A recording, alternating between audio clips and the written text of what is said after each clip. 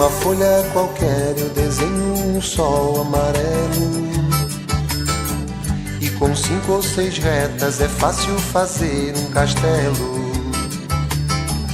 Com o lápis em torno da mão e me dou uma luva, e se faço chover com 2 riscos tem um guarda-chuva.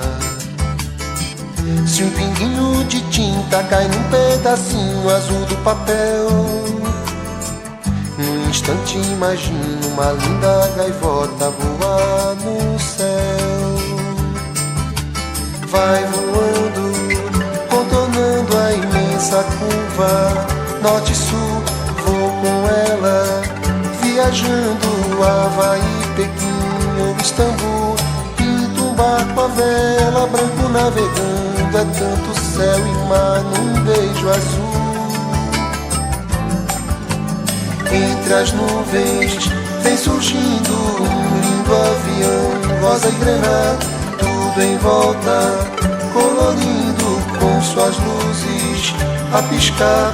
Basta imaginar e ele está partindo, sereno e lindo, e se a gente quiser, ele vai pousar.